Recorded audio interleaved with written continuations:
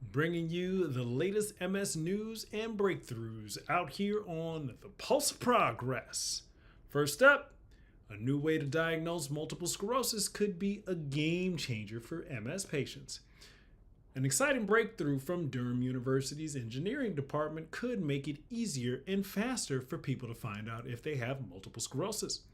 Researchers are combining two types of eye scans and having computers programs process them and see if that there are any tiny changes in the eye. Now, these small changes in the eye could be the early signs of MS.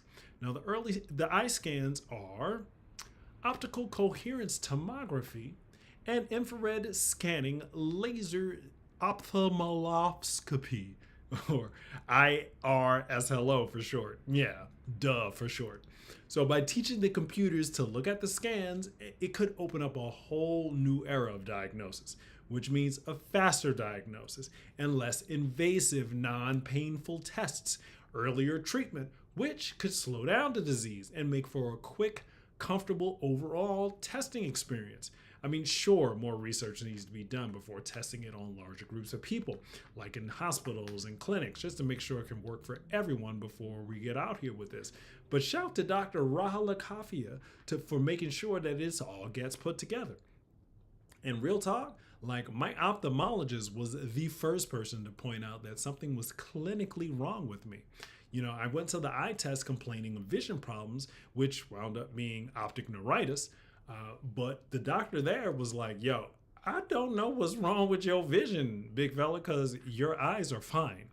And, you know, I plus, if this technology was here, I could have been spared the 2 weeks of bed rest from that painful spinal tap procedure that I had to confirm my diagnosis. And that spinal tap was legit the most excruciating pain I have felt ever or since.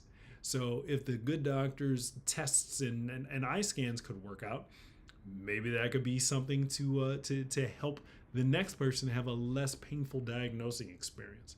Now, if you want to read the paper, check the link in the description, but just know that it's named Enhancing Multiple Sclerosis Diagnosis Beyond Optical Coherence Tomography Using Infrared Reflecting Scanning Laser Ophthalmoscopy Images. My. So that's a lot to take in right there. So if you don't want to do all that, just keep your eye on this space for updates. Next up, ocrelizumab improved as an injection to treat multiple sclerosis in adults.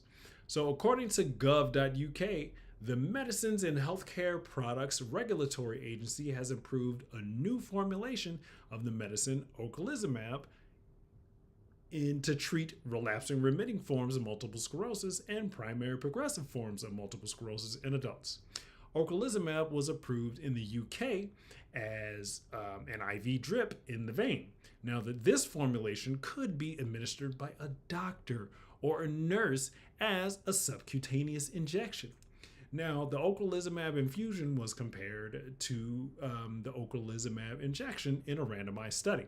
And patients received a 920 milligram injection as a single dose or a 600 milligram infusion split into 2 doses separated by 12 weeks.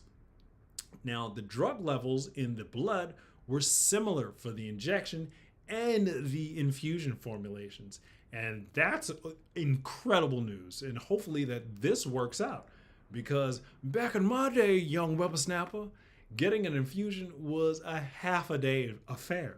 Like, you get a half dose on one day and another half a dose on another day, and then after that you could get the full dose 6 months after that, and then you could get it on a shorter and shorter time subsequently, and eventually you would only have a few hours to get your infusion. But like, This is sounding like, you go to the doctor's office and they sit you down and put a jab in your arm and rub it down with the alcohol pad, and it sounds like you're good. There's a whole lot more to be figured out to see if this can actually be used in people, clinic-wide and hospital-wide. But keep your eye on this space for updates. So I'm out here keeping my eye on news and breakthroughs to share them with you guys. And if there's things that you think that I should talk about on this channel, let me know. Hit me up in the comments. But I'm out here keeping my finger on the pulse of progress.